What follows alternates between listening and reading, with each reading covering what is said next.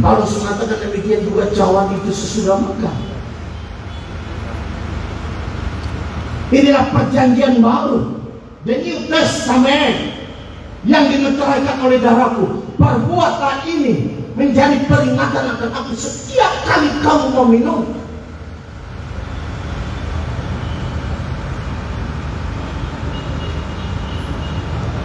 Karena jikalau kamu makan daripada roti ini dan minum daripada cawan ini, kamu memberitakan kematian Kristus sampai Ia datang. Saudaraku yang kekasih sama Tuhan, Paskah adalah sesuatu yang sangat sentralistik dalam kekristenan kita. Jangankan dihilangkan,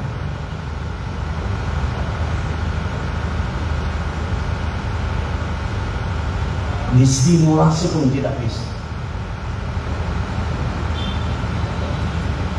Itu adalah sebuah kejadian dan kebenaran.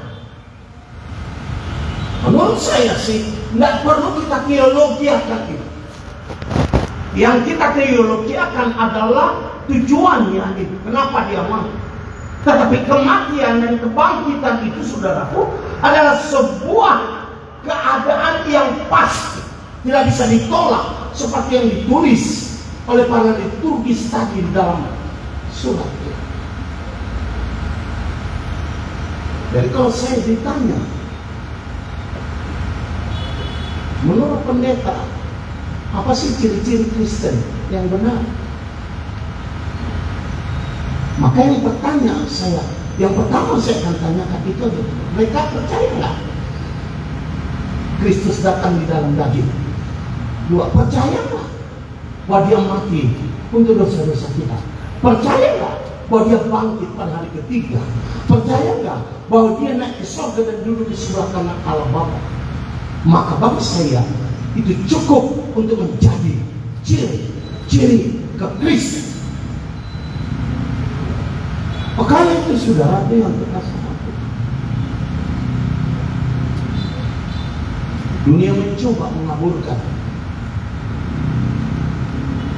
Dunia mencoba membuat segala sesuatunya menjadi semacam teologi kompromistis dengan mereka, memperlemah posisi kematian dan kebangkitan Kristus itu, bahwa dia adalah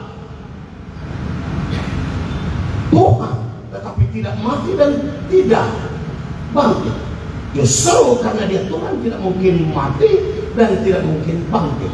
Saya tidak pernah melihat itu di dalam Alkitab Perjanjian Baru saya, di mana seluruh kekristenan dan kepenuhan Kristus itu dalam semua hal dinyatakan, yang menjadi basis daripada iman saya, yang menjadi basis dari kekristenan.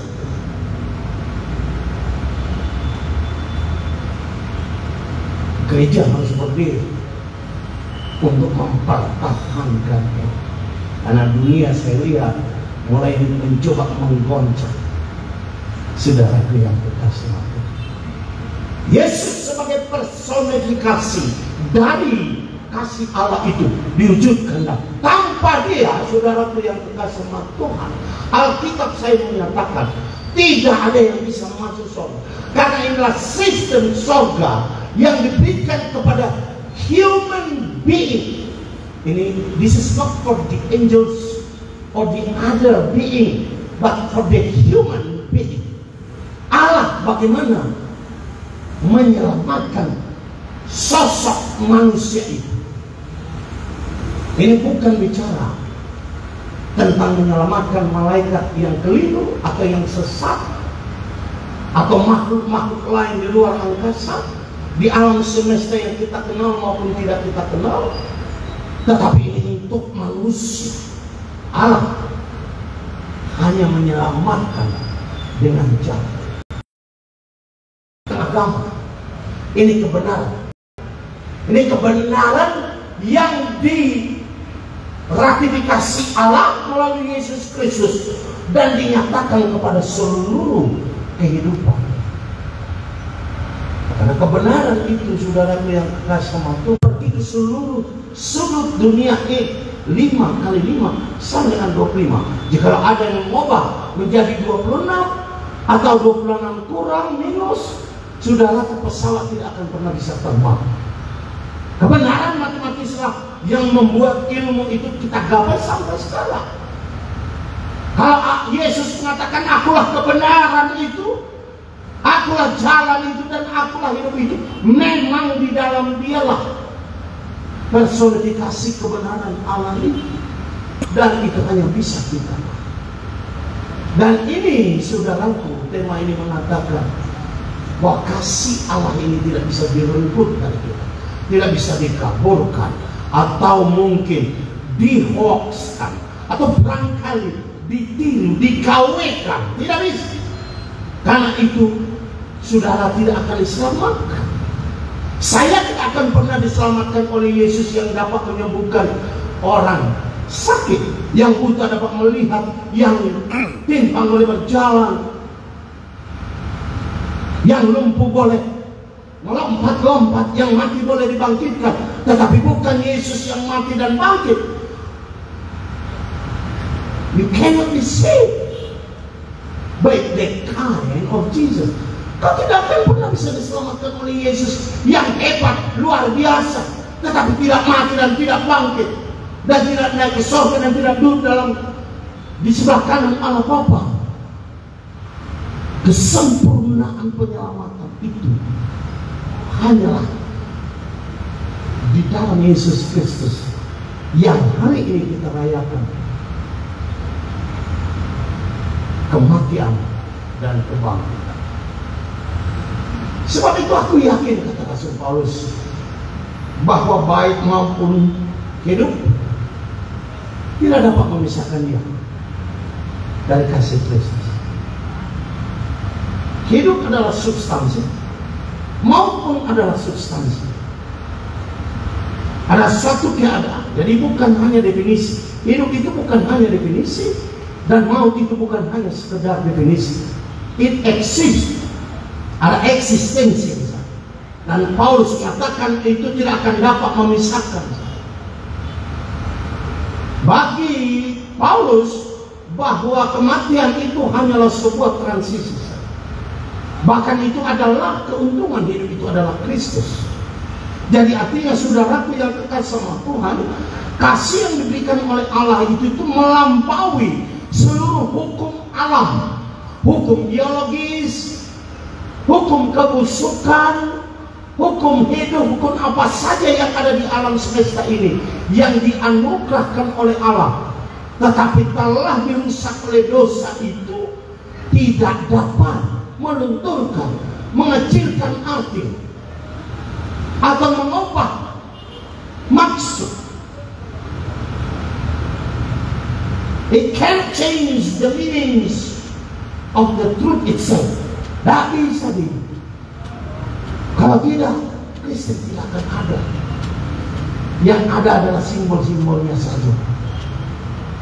Paulus mengatakan, aku tidak bisa dipisahkan oleh maut maupun hidup, baik malaikat-malaikat. Artinya kalau ada malaikat, mungkin Paulus sedang ngomong berbicara tentang malaikat yang jahat di situ. Tetapi saya berpikir Paulus juga bermaksud bahwa baik malaikat baik sekalipun, kalau mereka mau memisahkan saya daripada kasih Kristus itu, pasca itu, tidak sanggup mereka. Karena untuk mempertahankan inilah Paulus mau mati. Karena untuk mempertahankan inilah Petrus mau mati dengan kepala ke bawah disalibkan dan kaki ke atas. Dan untuk mempertahankan inilah begitu banyak martir-martir salib Kristus yang mati pada abad pertengahan. Saudaraku yang kekasih Tuhan, untuk memberitakan ini semua ke seluruh dunia, ke seluruh pelosok. Saudaraku yang kekasih Tuhan. Dan kemudian dikatakan di sini, maupun oleh pemerintah-pemerintah. Barangkali Paulus tidak berbicara tentang pemerintah praktikal, dia berbicara tentang prinsipalitas. Prinsipalitas apapun itu bentuknya, saudaraku yang kekasih sama Tuhan, bentuk order kah, tidak bisa dipisahkan oleh demokrasi kah, oleh liberalisme kah, oleh komunisme kah, oleh sosialis kah. Tidak bisa, saudaraku yang kekasih sama Tuhan. Karena kasih itu melekat di dalam jiwa saya. Penyelamatan saya itu hanya dimungkinkan oleh kasih ini. Paulus mengatakan ini anugerah, pemberian semacam gratis, grace, anugerah yang diberikan Allah kepada manusia ini. Itu sebabnya apa yang kau terima dengan cuma-cuma, engkau harus berikan dengan cuma-cuma kepada orang lain. Walaupun dalam praktiknya, saudaraku, kita harus melakukan kasih itu di dalam penjabaran. Kita tidak perlu analisa kasih itu. Kita tidak perlu memberikan ratusan bahkan ribuan definisi tentang kasih itu. Itu hanya sebuah komunitas rohani yang praktikal. Jika engkau lakukan itu, maka saudaraku, dia eksis, dia ada. Toleransi beragama itu adalah bagian dari kasih. Di dalam kasih itu ada kesabaran, saudara. Sabar melihat orang lain. Toleransinya, saudaraku, itu terukur dalam kesabaran itu, saudaraku yang kekasih sama Tuhan. Kau bisa menerima orang seperti apa adanya. You can accept someone as they are. Artinya kau tidak perlu mencoba mereka seperti saya. Tapi kasih Tuhan itu bisa menerima seorang, bahkan menerima orang berdosa, saudaraku. Itu yang disebut Rasul Paulus, kasih yang melampaui akal budi, saudaraku yang kekasih sama Tuhan. Jadi toleransi sudah menjadi bagian Kristen dari sejak dulu kala. Kalau ada penurunan derajat menurut ukuran-ukuran tentang toleransi seperti yang disebut oleh FKUB tadi, itu sebenarnya hanya penurunan praktikal daripada kasih itu saja. Kasih itu tidak menerima, dia memberi, saudaraku. Akhirnya saya bisa toleransi kepada orang walaupun dia tidak toleransi kepada saya. Jadi orang Kristen itu memang orang-orang yang toleransi. Kesabaran Allah itu adalah sebuah kesabaran yang menunggu perubahan pada orang lain. Dia memberikan ruang dan waktu untuk bertobat. Dia memberikan ruang dan waktu untuk memperbaiki, merehabilitasi hidupnya ini. Saudara yang kasih. Firman Tuhan ini mengatakan, baik yang ada sekarang maupun yang akan datang, the things presenting now or the things to come.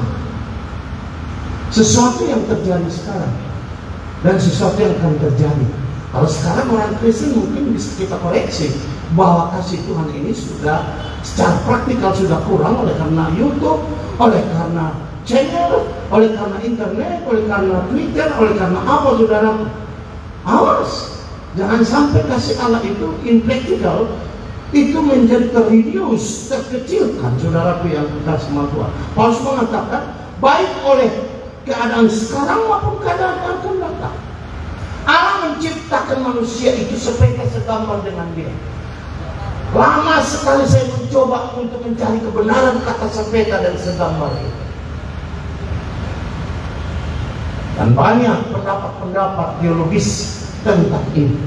Tapi salah satu yang saya bisa mengerti adalah Allah memberikan kemampuan intelektual kepada manusia ini. Dia memberikan kemampuan intelektual yang berbeda dengan seluruh ciptaan-ciptaan yang lain, saudara dia kasih.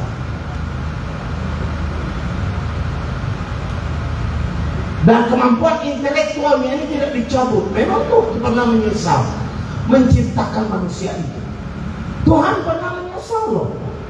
Dalam kitab Kejadian pasal ke-6, maka menyesallah Allah dia menciptakan manusia itu, karena kecenderungan berpikirnya itu adalah kecenderungan untuk melawan. Dia selalu membangun antitesis yang baru daripada tesis Allah. Dan antitesis ini kemudian menjadi tesis yang baru yang dianggap menjadi kebenaran. Tetapi itu adalah kebenaran yang hoax, kebenaran yang KW, bukan asli, bukan original. Walaupun itu sudah menjadi publik, saudaraku yang terkasih Tuhan. Paulus mengatakan, saya tidak. Apapun yang akan digapai oleh intelektual manusia.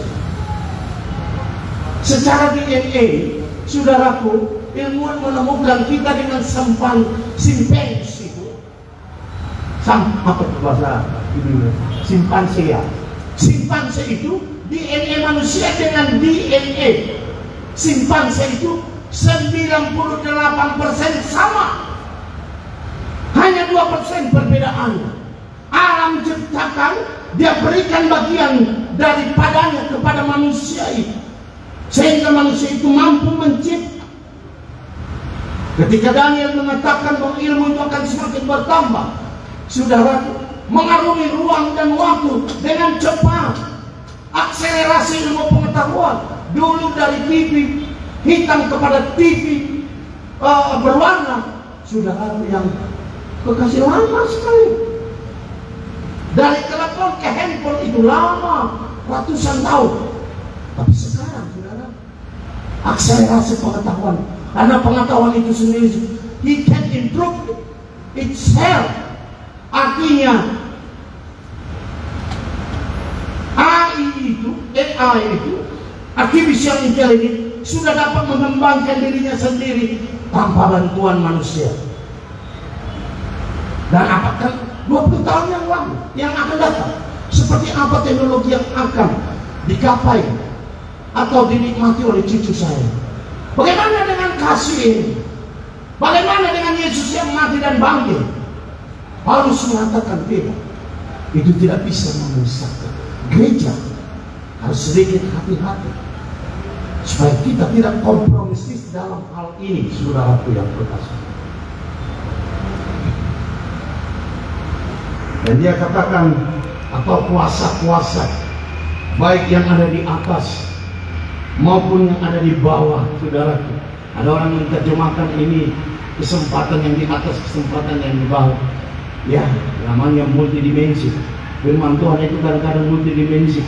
Engkau lihat dari sudut di mana engkau sedang berdiri, engkau mengerti dari sudut zaman di mana engkau sedang ada. Kalau saya bicara dengan Rasul Paulus tentang kekacauan, saudaraku, maka dia tidak akan pernah mengerti kekacauan yang kita alami dengan nuklir, dengan COVID-19. Nah, sekarang sudah mulai memperkenalkan diri, saudara, ya, monkeypox, memperkenalkan diri lagi, COVID yang lain, bentuk lain, saudara, yang dan akan ramai dunia ini. Paulus hanya kenal perang dengan pedang yang sangat konservatif. Perang bagi definisi Paulus dengan perang definisi gereja sekarang berbeda. Dulu orang perang sampai 1 tahun, tidak lebih dari 1 juta orang yang mati tiap-tiap hari perang. Sekarang 1 bom saja, saudaraku. Definisi perang itu berubah. Bagaimana gereja mencoba untuk melihat sebuah kebenaran ini, saudaraku yang terkasih. Dan Paulus mengatakan 2000 tahun yang lalu itu tidak akan menjejaskan kasih Allah itu dalam diri saya, karena dia betul-betul mengasihi engkau. Dia memberikan kasih itu kepada manusia itu, karena manusia itu dijadikan serupa dan segambar dengan kita. Kenapa manusia ini dicintai oleh Allah? Yesus mengatakan, karena demikianlah Allah mengasihi dunia ini, supaya setiap orang yang percaya kepada dia jangan binasa, melainkan beroleh hidup yang kekal. Artinya, saudaraku yang kesama Tuhan, dia mengasihi bumi kecil kita ini karena dia sudah menciptakannya dengan manusia. Oleh karena itu, saudaraku, hari ini biarlah kita memperlihatkan sebagai orang Kristen, memperteguh iman kita supaya kasih itu tidak pernah luntur dari diri kita. Diberkatilah semua umat Kristen yang percaya kepada kebangkitan Kristus dan kematiannya, dan naik ke surga duduk di sebelah kanan Allah Bapa. Terpujilah Dia hari ini kekal sampai selama-lamanya. Haleluya. Amin. Kita tunduk kepala sejenak dan berdoa. Kami kepadamu pada hari ini, karena Tuhan telah memberikan kami ruang dan waktu yang baik ini, supaya oleh-Mu kami mendapat bagian yang terbaik dari rencana Tuhan yang sangat besar dan agung ini. Maka Engkau berkatilah setiap firman itu, bekerja dengan kuasa Roh Kudus-Mu dalam setiap hati yang mendengar, telinga yang terbuka, intelektual yang berpikir dari seluruh firman itu. Seberapa jauhkah suara sistem atau sound system ini menjangkau, sekecil apapun mereka dengar, seperti apapun firman itu yang mereka mengerti, kami berdoa supaya Engkau urapi dengan kuasa Roh Tuhan dan bekerja dengan mukjizat-Mu, dengan tanda ajaib. Terima kasih Tuhan. Tuhan berkati kami. Kami berdoa. Haleluya. Amin.